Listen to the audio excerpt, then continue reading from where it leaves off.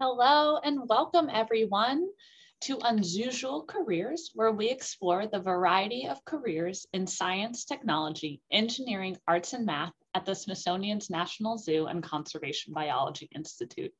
My name is Shelley. My pronouns are she, her, hers, and I'll be your host for today. Before we meet our main guest for today, you will see two polls pop up on your screen. The first is, have you ever heard of a curator before? Yes or no? And which of the following subjects do you think that a curator might use in their job? Math, biology, physics, or engineering? And that one is select all that apply. While you take some time to answer that poll, I'm going to go over the format of today's program. This webinar is live captioned. You'll want to locate that CC button at the bottom of your screen for those to appear. You will also notice that this program is being interpreted in American Sign Language. If you are having trouble with either of those services, please chat us so we can assist you. Remember, this is a webinar, so we cannot see or hear you. However, we encourage you to engage with us in a number of ways. As you already saw, we will be launching polls throughout this program. Educators, if you are streaming this program for an entire class, be sure to keep your keyboard close by to respond to those polls in the Q&A and in the chat as well. Additionally, you'll see that that Q&A is open, so please use that Q&A at any time to ask questions of our guest. Try to keep your questions on topic, and you can check under the answered or my questions column to see if your question was already addressed. Today's program will be 45 minutes with an additional 15 minutes at the end for a live Q&A, where we will answer as many of your questions as time will allow.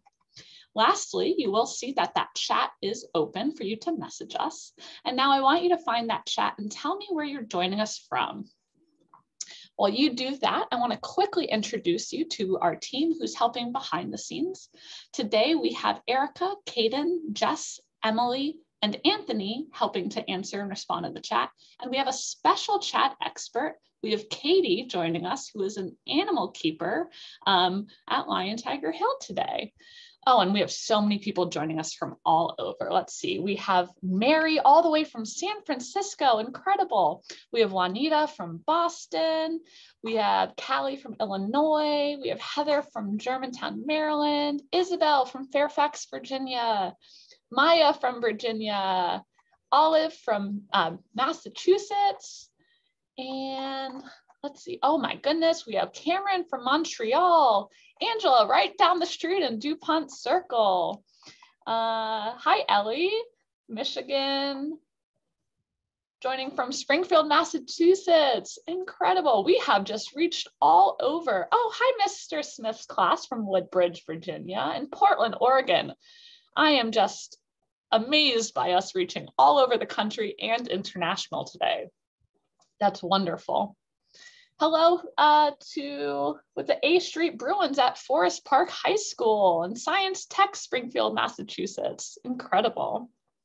So once again, welcome to UnZOOsual Careers.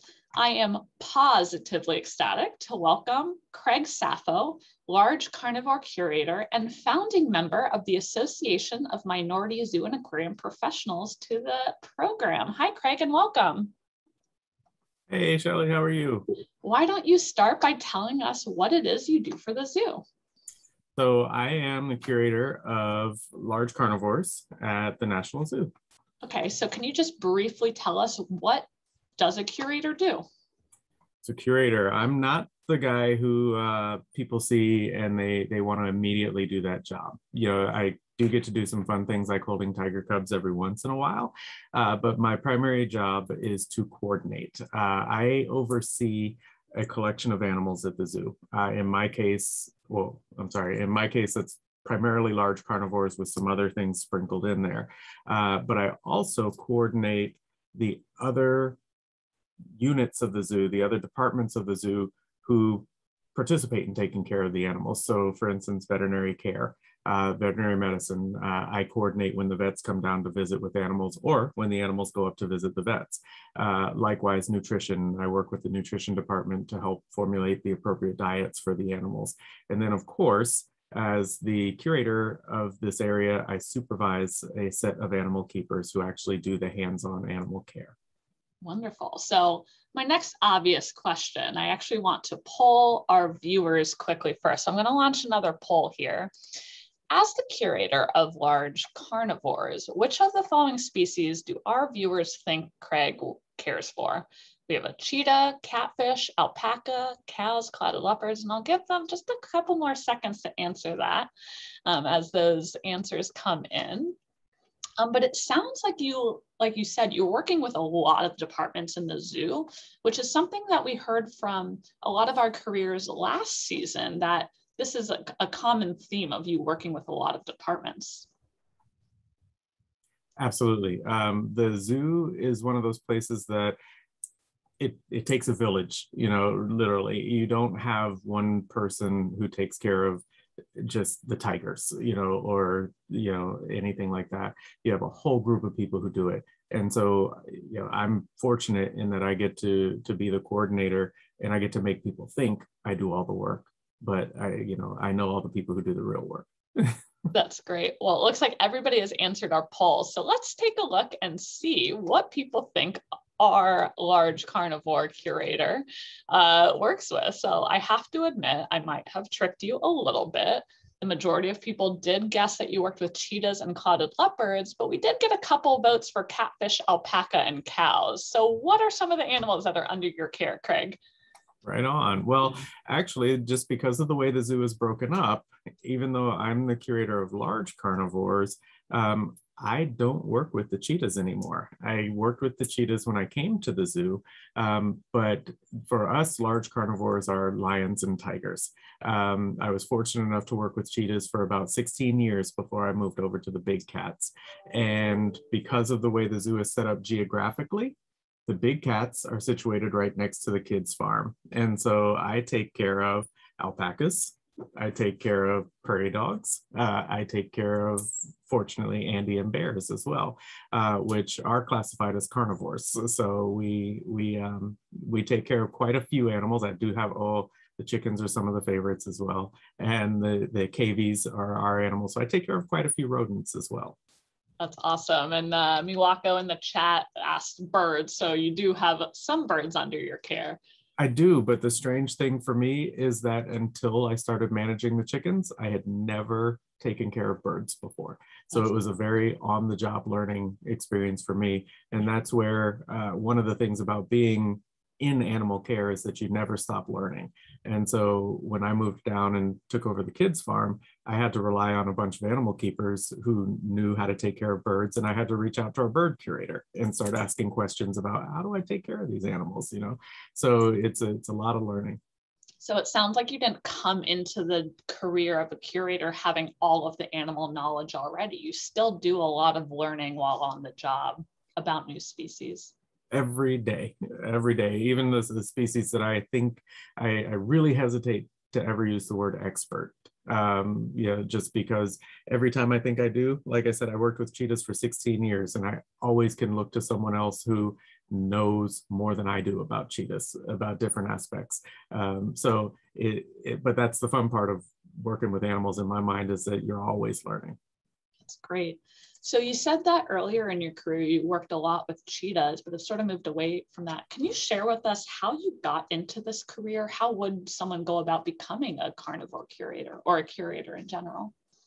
That's a really good one. So I don't know that it's realistic to say that, okay, I want to be the curator, because a lot of our field is being in the right place at the right time. So I won't divulge my age, but I've still got a few more years left of of working in the zoo. So if I've got 15 years left in my career and you're already 10 years into your career, I don't know that you're going to be able to take my spot unless you set me up to get booted out of here or something like that.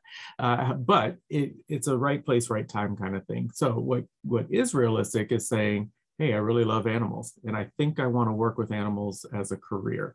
And for me, that's how it went. I loved animals when I was a kid, really wanted to do something with them, but I grew up in a military town. I don't recall going to a zoo until I was around 15 or 16 years old. So it wasn't like I went to the zoo every day growing up. I just knew I loved animals. And very luckily for me, I ran into a lot of people who helped me along the way, including my parents, neither of which knew anything about animals. Like I said, I grew up in a military town. My father was career military. My mother was a school teacher. And they knew nothing about animals. So when they had a kid who loved animals, I think it kind of blew their minds because they didn't know what to do. I think my dad was ready for me to say I wanted to join the military, but I'm not a fighter. I'm I'm an animal caretaker. So, but they pointed me in the right direction, and they got me set up with veterinarians who helped me along the way as I was going through high school, and kept me learning. So that whole theme of continuing to learn what you like. And I fell in love with big cats, and I thought, man, I'd really love to do something with big cats, but don't know what that is. So I thought I was going to go into veterinary medicine. And I actually went to school. I went to NC State and studied pre-vet. And, again, not really knowing exactly what I wanted to do, just I want to work with animals. And then I had a professor, my anatomy and physiology of farm animals professor, took me under her wing, and she guided me and kind of gave me the first bit of education that I had ever received on what it meant to be a veterinarian. And when she was done with me, I said, I don't want to be a veterinarian. And she said, well, have you thought of careers in animal husbandry? And until that point, and I was a sophomore in college at that point, I had never heard the words animal husbandry before. Right. And so that was my introduction to that world, this world that I live in now. With her help, I secured an internship here at the National Zoo. And quite literally, I walked in the door as a 19-year-old student on an internship and never looked back. And so that's how I started. And from there, once you start into a career like this, whether it's through volunteering or interning, just being under somebody's wing and being guided, you latch on to whoever is giving you help, because this is such an unusual career, right? So absolutely, yeah, you latch on to those people and you ask questions and you try to poke around to see who has opportunities for you to learn more. Right. And if those opportunities come your way, if anybody cracks the door open for you, make sure you shove your foot in the door. Absolutely. And when you shove your foot in the door, just keep at it and keep asking the questions. And one of the biggest virtues that anyone who wants to work with animals, especially exotic animals, can have is patience, because you may be the best volunteer in the world, you may be the best intern in the world, but if the position isn't there, the position's not there. Absolutely. So you have to wait for somebody to vacate a position. Hopefully they get promoted or something like that. But if a position is vacated, then you go for it and you try to secure that position. And with a little bit of luck and a little bit of skill and a whole lot of help from other people, you can kind of work your way into a field like this. Yeah. So I want to back up a little bit, and you sort of talked about how animal husbandry, or this job as a zookeeper, wasn't something that you were really aware of. And I find that this is a common theme with a lot of animal keepers, but also other zoo employees, that when people think of, jobs dealing with animals, a lot of people immediately think of veterinarian, which is a great career, but that's sort of what the point of this series is there are so many careers that really help save species, like the zoo's mission of saving species. And you don't necessarily have to be a veterinarian in order to go into that. So for you to have identified through that mentor that there's this whole other career that you can go into of husbandry is fantastic. Now, the other part of this series is to introduce students to UnZOOsual careers, but also careers within STEM or STEAM, science, technology, engineering, art, and math. So how might you use STEM or STEAM in your career as a curator? Oh, I use STEM all over the place and in ways that I never would have thought that I could have used them. So science is kind of the obvious one. I like to jokingly say, but it is true, we're scientists as animal husbandry staff. We don't just pick up poop. And that's a common misnomer from a lot of people who do hear about animal keepers, and you think, oh, animal keeper, great. I get to, as like in the photo, I get to shovel poop. But what you don't see in that photo is that animal keepers, like myself and the team that I was working with at the time, we put in a lot of behavioral work to get that cheetah who's standing in front of me to breed and produce those cubs behind us. So picking up the poop is a piece of the work, but the real meat of what we do is trying to peel back the onion on what makes our animals tick. And that's behavioral science. Absolutely. And it's a legit thing. So, you know, that's starting to understand the biology of the animal, the physiology of the animal, how it ticks. So I use science in that way. I also use the bits of science in trying to understand more in-depth sciences that I have to work with. The people who do the beaker type sciences, the geneticists that we work with, the reproductive physiologists that we work with, the veterinarians that we work with. Because if I don't understand pieces of their science, I don't have to be a veterinarian or a reproductive physiologist. But if I don't understand that cheetahs have 70% malformed sperm, then I won't understand why it's so important for me to get a cat to have multiple breedings in a cycle instead of just having one breeding in a cycle. If I don't understand that the veterinarians are using a specific drug to knock this cheetah down or this lion down, and that's what's enabling me to put my hand in its mouth, then I don't understand how it's going to wake up. And I don't understand what to expect from that animal when it wakes up. So I use science in that way to basically give me the background knowledge of how to react to things that are being done with my animals. And then in some kind of weird ways, I have to use math. I'm terrible at math, you know, but I have to use math, and math is hard. But I have to figure out the percentages of diet consumption because I have to speak the same language to one person that I speak to the next. So when my veterinarians call me and ask me what percentage of diet is that animal consuming, I don't know, it eats 1,500 grams. And they go, well, what is that in terms of what the animal eats on a daily basis? So we have to learn how to speak the same language, which means I have to learn how to convert all of those math things out. And of course, we have to converse with people all over the world. So we don't weigh in pounds, we weigh in kilos. And it even gets so deep as when I go to the doctor and my doctor asks me, what's my weight? And I say, about 85 kilos. And my doctor in the US says, what's that? I go, well, you're a doctor, figure it out. So you have to use math to convert those things. And I won't tell you what 85 kilos is because I'm a little overweight. But then one of the most surprising things that I end up using is actually bits and pieces of engineering. As a curator, I'm responsible for the animals, but I'm also responsible for the staff and the visitors who come to the zoo. And I'm responsible for the safety of people, especially since I manage animals like lions and tigers. Visitors who come to the zoo want to know that they're safe. So what goes into designing an enclosure? I'm not the one who builds the enclosure, but I certainly have to do enclosure maintenance. I have to know how my enclosures work. I have to know what the bits and pieces of my enclosures are. So as a good, for instance, we have electric fencing that runs around the top of our enclosures. I have to understand how that works. I have to engineer the electric fences. And my keepers and I have often gone up and totally reconfigured the electric fencing in our enclosures to make it work for us and make it work for the animals.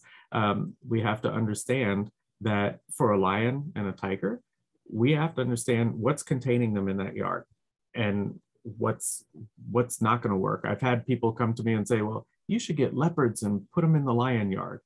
And we say, no, because that yard is not engineered to hold leopards. So we're actually looking at one of the lion yards right now. So you can sort of see based on a lion's adaptations or a tiger's adaptations versus a leopard that could probably pretty easily kind of parkour its way out of here, huh? With no problem, no problem. And we explain that to visitors continually that, you know, a lion is not a leopard, you know, and it's not a jaguar. So we think about these things a lot. So when we're thinking about designing new enclosures also, we have to think about what's intended to go into that enclosure. And we think of some major categories. We think of the animals, and you said a great word there, adaptations. We have to think about those animals' adaptations when we're putting them in. Does it run, jump, dig, climb, fly? You know, and what does it take to contain an animal that can do those things. So you have to think outside of what a human being can do, and you have to work with people who know materials. So when I get together with somebody who's building an enclosure and they tell me, what the strength of the wire is, and I say, well, that's great. Now, what are we doing to prevent them from digging underneath the wire? And then I have no idea. I'm not an engineer. I just know that I need to stop them from digging. Then they go, well, we can dig you a dig barrier that goes down 3 feet.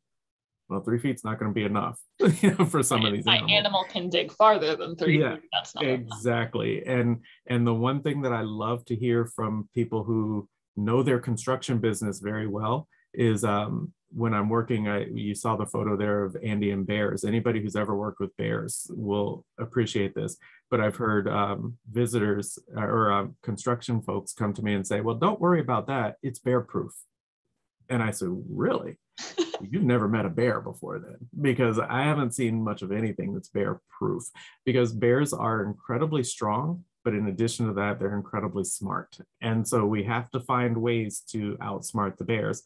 And I tell you, I get outsmarted by them almost on a daily basis. They find a way to break something that I've wanted to put up in an enclosure. And so when I start thinking of how to out engineer an animal, often it's me getting together with people who are actual engineers and know their materials. And I have stopped trying to design things so much as telling folks what my problem is and what my goals are. And then they help me to understand what they can do. And we work together like that. So STEAM comes into my job in all kinds of crazy ways. And, engineering really is just problem solving. So that's great. I want to go back a couple slides, and because you care for such a diverse collection of animals, we saw you have chickens, cows, but also Andean bears, which we said bears are very curious and figure things out, but also lions and tigers. So there's obviously it's a spectrum of safety and care that you provide for these animals. And I think we had some pictures of your staff and those different levels. We saw a picture of one of your keepers, Nikki, training the goats in with them, but obviously here with this picture of one of your keepers training a lion, that's through what we call protected contact, correct? So it's engineering those various levels of keepers access as well. Absolutely, 100%. You have to, when you are thinking about how to get the animal's needs taken care of, you have to think about the safety of everybody involved. So for our goats, 100%, you can go into the enclosure with our goats, spend some time with them, and the worst thing that's going to happen to you is that you're going to get headbutted, because that's what goats do, right? And even that, we joke about it, that can hurt, we have to be careful with it. Down to our keeper with the Bobcat, you can see that keeper is standing there. Bobcat's not a huge cat, it's still a cat. And if you've ever seen Bobcat claws, they're like little sickles. They can do some damage.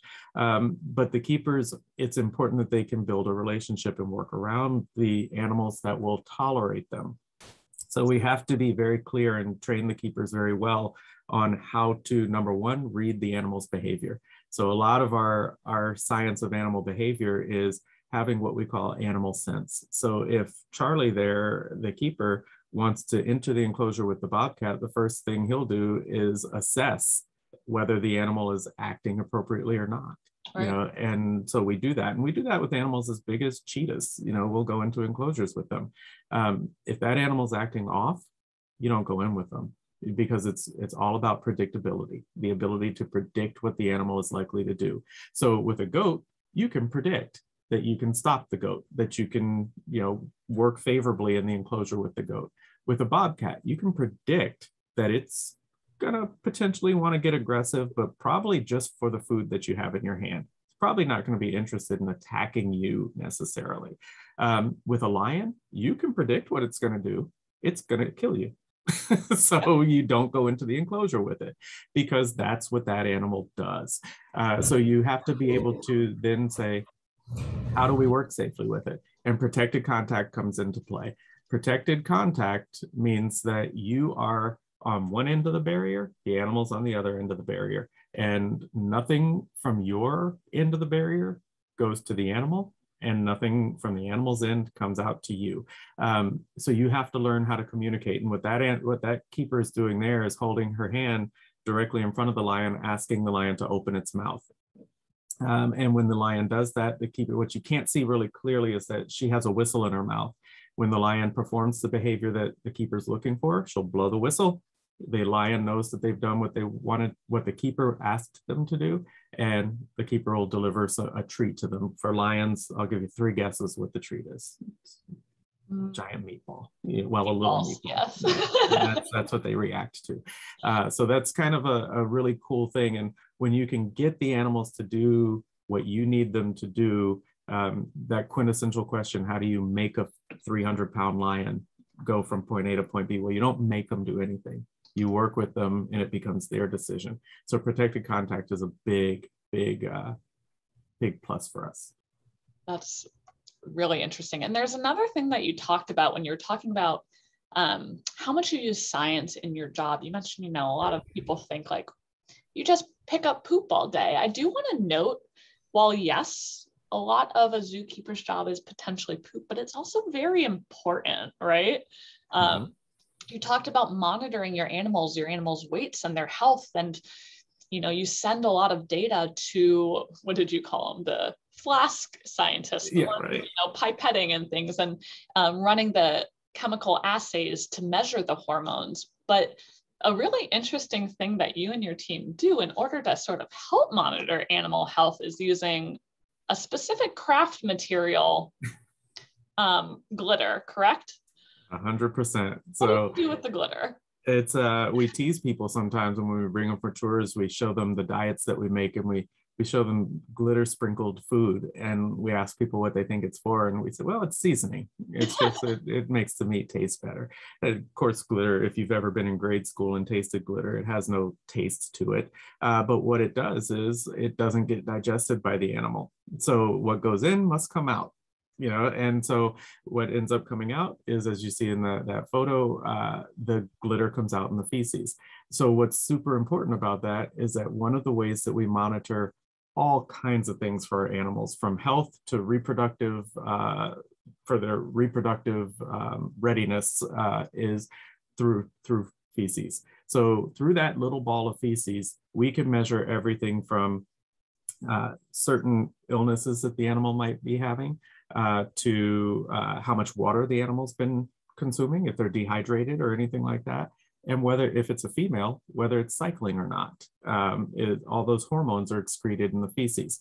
And so if we have groups of animals, like our groups of female lions, for instance, all their poop looks the same. I can't tell whose poop is whose unless I'm giving one green glitter, one purple glitter, one red glitter, and then we can tell, oh, that was from Shira. And then I can tell our other scientists, here, we have a certain data set of Shira feces for 2 months, 3 months, and they can look through that and tell me exactly when that animal was cycling. And then from there, that's not where the science stops. And you mentioned something really great, Shelley. You mentioned that, a lot of people look at animal keepers and think, well, you just pick up poop. That's great. I could do that. Sure, you could. And you could actually do most parts of our jobs if you're specially trained enough, because what our animal keepers are doing is just through assessing their animals. We talked about that a little bit. Animal keepers constantly assess their animals. They're collecting data every single day on their animals. The data's up here. So what we're trying to train our animal keepers to do these days is start writing that data down. Is your animal cycling? Do you feel like your animal is cycling? Because we see other things. We see behaviors, we hear vocalizations. And if we're writing those down every day, that's the key. Because for somebody who does anything for a living, one day becomes, you start mixing your days up. What happened today? Was that today or was it last week? I can't remember. But if you've written it down every single day, then all of a sudden you have a months-long log of data. And if I can take that behavioral data and match it up to that hormone data that we get from having collected feces, then we have a much more full picture of what was going on with that animal. And then we can look towards, is it an appropriate time to breed that animal? And so forth. So data is all over the place. Yeah, and it's more of that collaboration, right? We're letting our endocrinologists monitor a potentially reproductive female, but that female will also be exhibiting those behaviors where it's your team, you and your team monitoring how those behaviors, how a female's vocalizations, how a female's body temperature is changing along with those hormonal changes. So they all are affecting each other. That's so great. Absolutely. So obviously with all this monitoring, you're working so closely with such incredible species. How is your job contributing to the zoo's mission of saving species? Oh, I love it. So where I view my specific discipline as helping to save species is that we do a couple of things. Number one, we get to work with folks like you guys. When we work with you guys, it's kind of this indirect way of helping to save species, because we get to work to educate people about what's going on with animals in their wild habitats, and what it really means to conserve species. So education is a huge part of conservation. If people don't understand what's going on, they won't care what's going on. But the more you take the time, and all the people who are bothering to view this take the time to learn about these incredible creatures, the more they're going to be likely to participate in activities that lend to their conservation. And then for direct conservation, where I view animal husbandry as being a big cog in the wheel of that conservation machine, is that we're breeding, in some cases, critically endangered species. And I think about our Sumatran tigers specifically. Sumatran tigers, there are 200 to 300 of them left in the world.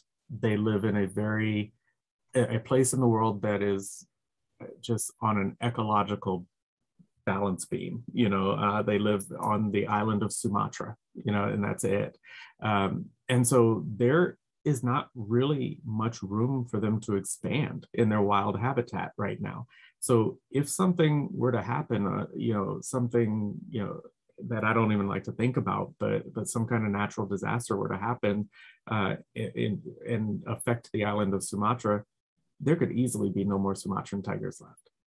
But what zoos are doing is, by having breeding programs and breeding these animals in human care, we're creating more or less like a Noahs Ark, of species that if something were to happen, we have the physical animal still on hand. And that's one of our Sumatran tigers that was born a couple of years ago. That was phenomenal. Normally, we wouldn't want to hand rear a cat, because it can just go all kinds of wrong. You raise a cat into an adult who thinks it wants to be a human, and all of a sudden it's a 300-pound cat that thinks it's a human, and that's a bad thing. However, this is a critically endangered Sumatran tiger. And so we hand reared him because we can't afford to lose even one. We need to keep those animals alive for what they represent for their future. So that's a huge way that I think zoos are playing a role, is by making sure that the species are sustainable for generations to come. Absolutely. That's such an incredible point. Thank you, Craig. It's a safety net, right? We're educating the public about what they can do to help such critically endangered animals, but also, like you said, breeding these animals, caring for them, so that should we need to start reintroducing, we can. And we have some great examples across the zoo of some animals that have been successfully reintroduced or come back from the brink of extinction because of zoos. Now, I am sure, and just by looking at these incredible photos, that you have endless stories to tell. But what is the coolest project that you have had the opportunity to work on? So that's a really tough one in my mind. I've been very fortunate in my career. I've had the really good fortune of having been a part of a team that's bred cheetah cubs, or bred cheetahs to produce cubs, lion cubs, tiger cubs, Andean bear cubs, all kinds of really cute things. And it's impossible for me to choose between those. And so when I think about that question, I think, the coolest project that I've been involved in, the coolest thing that I've done since I've been at the zoo, is being involved in a program that we recently started. It's called the Association of Minority Zoo and Aquarium Professionals. And that is more on the human side of zoo work than anything else. And it's just been an incredible experience. Can you briefly just tell us a little bit about where the idea for founding this association, this organization came from, and what its goals are and where you are with it today? So we talked a lot about how difficult it can be to get into this field, and this field, no matter who you are, is difficult to get into. We talked about having to know the right people and have the right exposures. So for me, I'm a Black man. I've been in the field for 27 years. Through the course of that 27 years, it's never been lost on me that there's a dearth of Black and brown faces in our career field. And we can analyze why that is all we want. I have my ideas. I'm sure other people have their ideas. But the nutshell fact is that there just aren't a lot of minorities in our zoo field, our zoo and aquarium field. And so when I started thinking about this, really was, probably about 3 years ago or so, in 2018, when I was at a conference and I ran into another Black man who was taking care of lions. And when I saw him come out of the back area to come and start to train the lions, I thought, oh man, there's a volunteer coming out, and they let their volunteers come out and do some training with their cats. And I immediately thought, holy cow, I just did what I hate when people do when I'm around, is I had this unconscious bias that this person had to be a volunteer to work with animals in that capacity. And here I am, a Black person, saying that about another Black person in my mind. And so I thought immediately, wow, that's crazy that I could have that unconscious bias myself. And so I talked to him. Nathaniel is his name. I talked to him for a while, and we thought at the end of our conversation, how cool would it be if this guy in Fresno who's taking care of lions and this guy in DC who are taking care of lions could get to know each other, and we could start to get to know more people who look like us in between. And so what it ultimately boiled down to is representation, and that desire to see people who look and sound like you doing the things that you want to do. And that's no knock on our white colleagues by any stretch. I have had a fantastic time through the zoo and love all of my colleagues, but there's still that desire to have people who have some unique backgrounds like you do. And when I think of this, I think a lot about the playbook that women wrote or are writing, in virtually every field across the country. And that's, if you can see her, you can be her. And that's essentially reaching down to little girls and other young women who want to be scientists or want to be, CEOs in the business field, but think they can't because they don't see women playing those roles. And when I look across the zoo field and I see so many wonderful scientists, but not many of us are Black and brown, and I say, wow, what must a young minority student, a young Black kid in school who really has this fascination for animals, what would it be like if that person could see themselves represented in this kind of field? And so that's where the idea was born. It was born of trying to be the representation that we wanted to see. And in my career, I was very lucky. I won't bore you with the whole story, but when I was brought in as an intern, I was brought in by a white man, but I was put working directly with a Black man working in the field. So my introduction to the field was under the wing of a Black man. Someone who looks like me coming into the field. And looking back in hindsight, 20 plus years later, I can think that was engineered, for me to set me up for success. And in doing that, that was probably one of the biggest favors that was done for me, not just bringing me into the zoo, but setting me up for success. So we want to try to emulate that. We want to try to provide that for other students who want to look and see people of their ethnic background. And like you can see in that photo, ethnic backgrounds don't just mean Black people. It means Hispanic, Latinx, it means Middle Eastern, it means Asian, it means, Black, whatever. And we do have white members of our group as well, because what we've found is that our white colleagues also recognize the dearth of color in our field, and they would like to see that representation mixed up a little bit more. And that's been extremely heartwarming. And so having that kind of community built, and a community that the one thing we lack is exclusion, and that's phenomenal. So it's been a real crazy trip for me, and it's been one that I'm extremely proud of.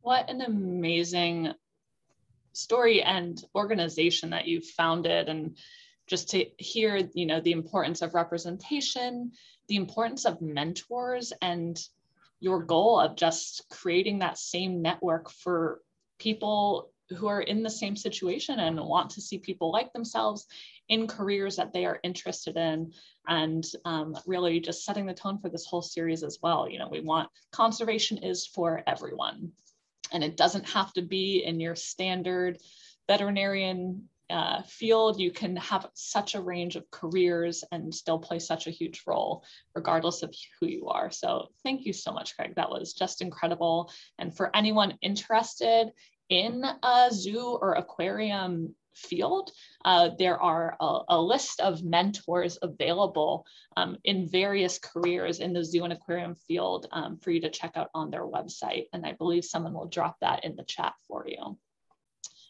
Craig, before we jump to our Q&A, I do have a question, but I also would like our viewers to answer this question as well. So Craig, what is something that you found most surprising about your job as a curator, we'll say, not necessarily in animal husbandry, but then viewers, please drop in the chat, what is something that you found most surprising about Craig's career as a curator? Let's see. I think one of the things that I found most surprising about my career is that they let me do it. That's that the Smithsonian has let me do this job. No, the probably some of the most surprising things are, of course, there's the engineering side. I didn't really think that I'd be doing that kind of work, you know, trying to noodle through how drains work in this case, you know, and electricity, like we mentioned before, and so forth.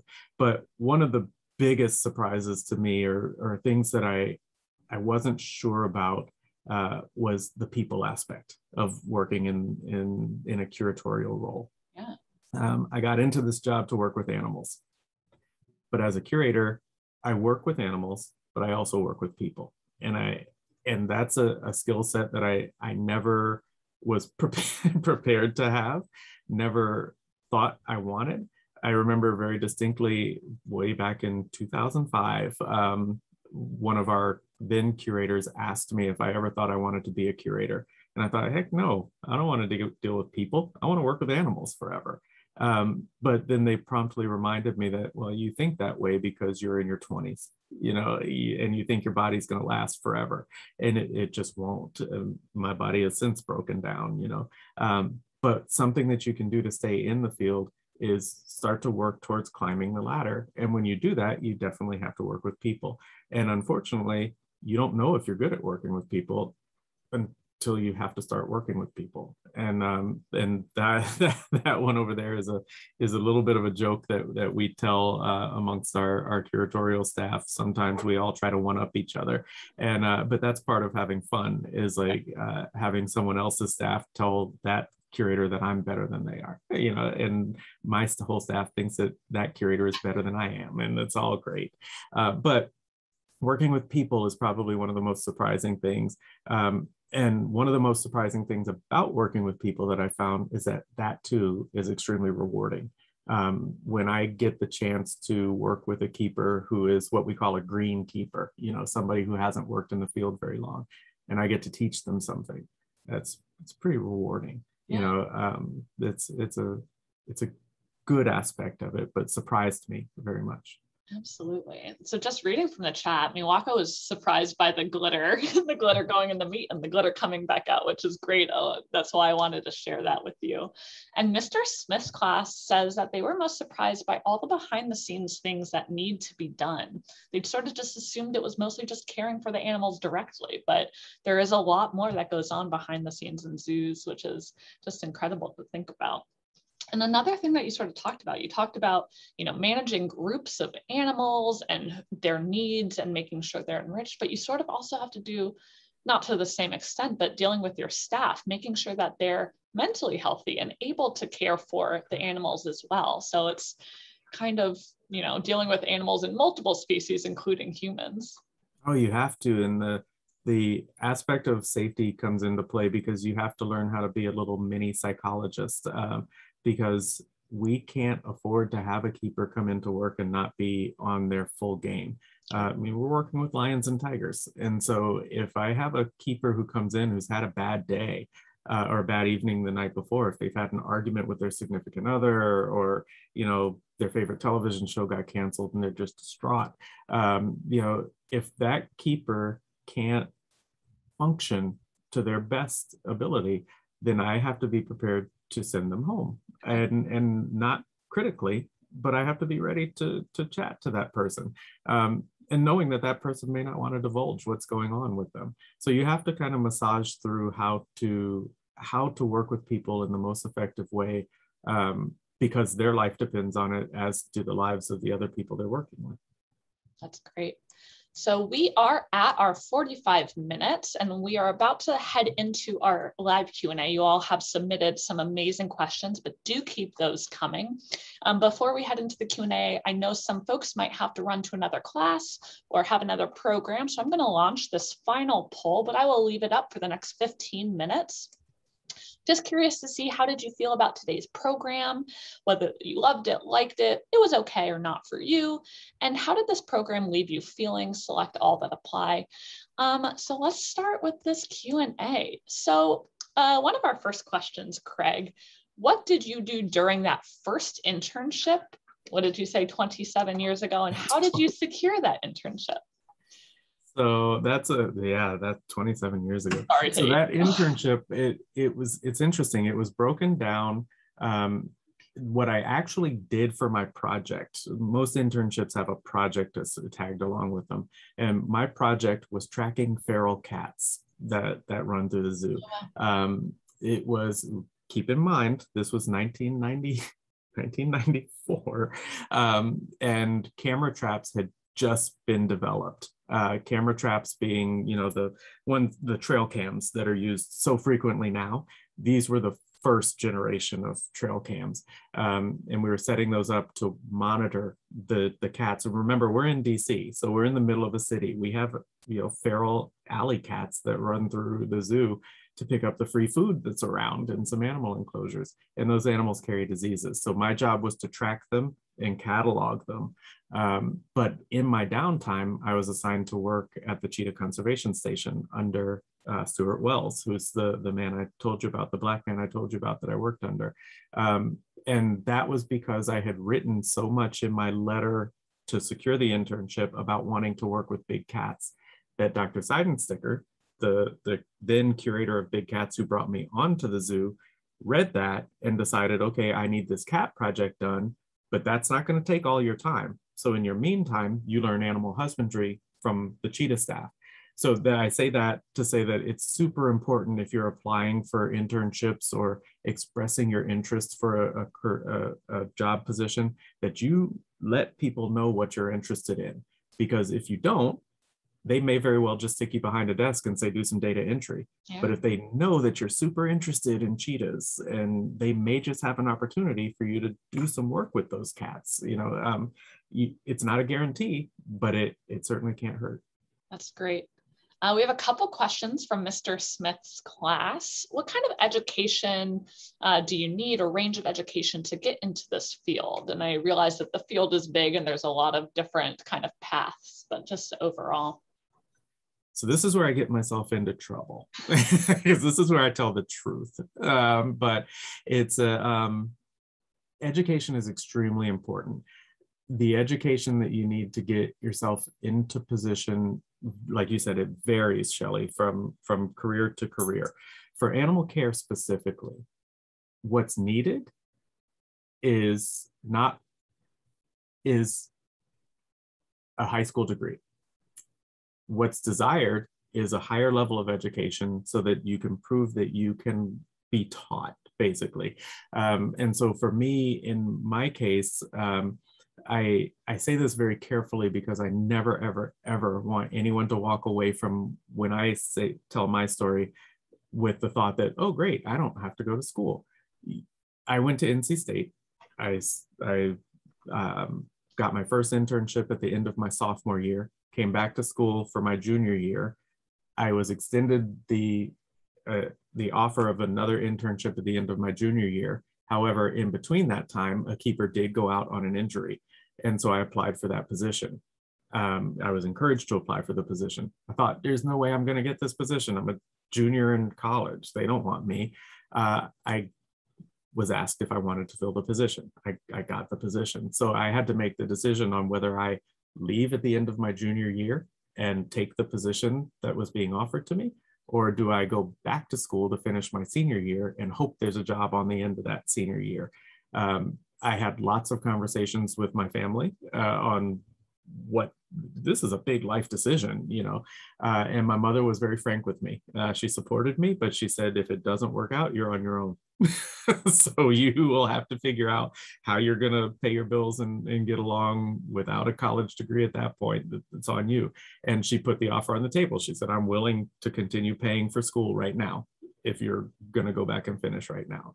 So I made that decision. And everybody, once you become an adult, it always sounds great that you become an adult, but then you have to make adult decisions and you have to live with those decisions. And so the decision that I made was to take the position, and I did not finish my senior year. Now, that being said, that was the best decision for Craig at the time. And when I look back at it, I go, it worked. and I feel very fortunate. But what the advice that I tell everybody, if you want to stack the deck in your favor for getting into animal care, you go to school and you study a biological science. You know, it doesn't have to be zoology. It doesn't have to be biology. It doesn't have to be pre-vet. Something with the biological, that is a biological science.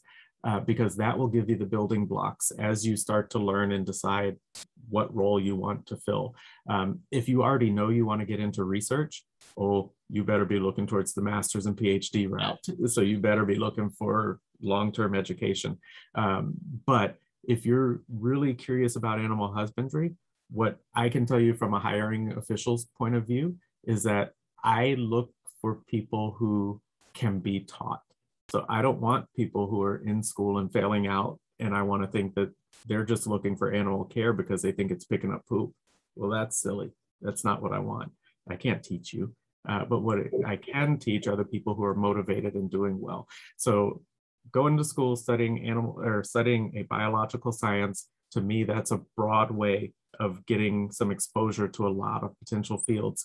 And that's a degree that a lot of these niche fields will look for.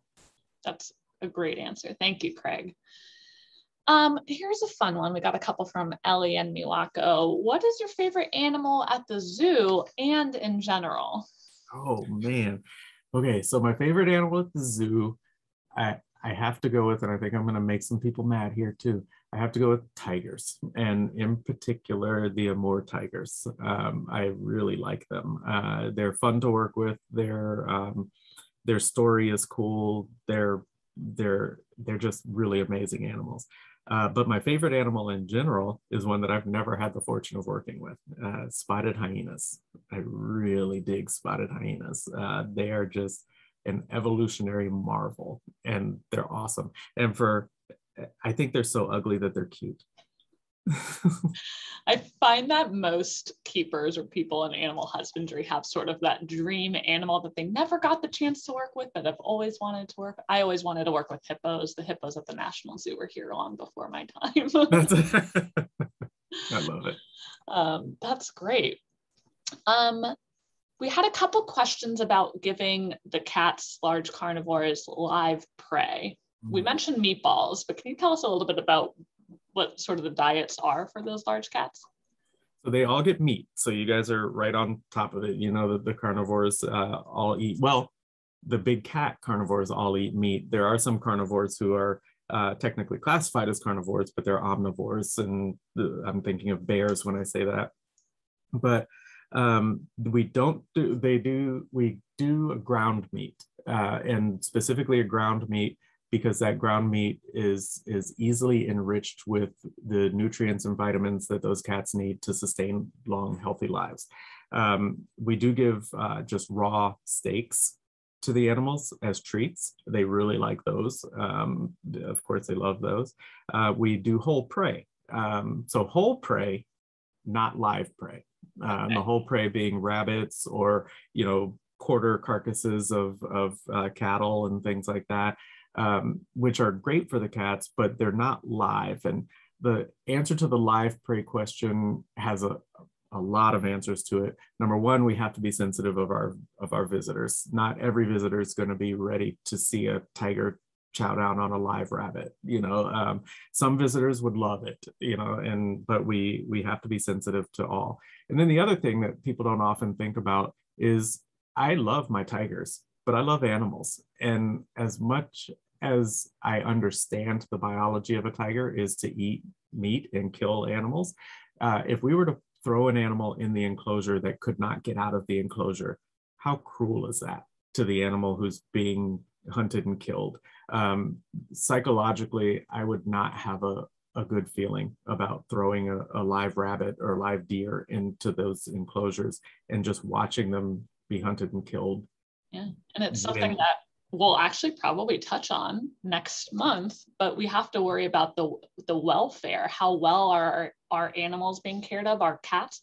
But even if we are feeding live animals, we still have to worry about their welfare. So even, the goldfish in the park, they get taken care of and have proper care, and their welfare is monitored to make sure that even though our goldfish are going to get fed out, we still make sure that until that point, they're having healthy and good lives. Absolutely. Absolutely. Well, thank you so much, Craig. We did not get to all of our questions, but we will hopefully have a couple more minutes for some folks to answer them in the chat. Craig, thank you again for kicking off this season of UnZOOsual Careers. I have learned just so much from you today, and I know that our viewers did as well. Do you have any final words for our viewers? I think if you guys watching this, if you folks watching this are interested in zoo careers, keep exploring.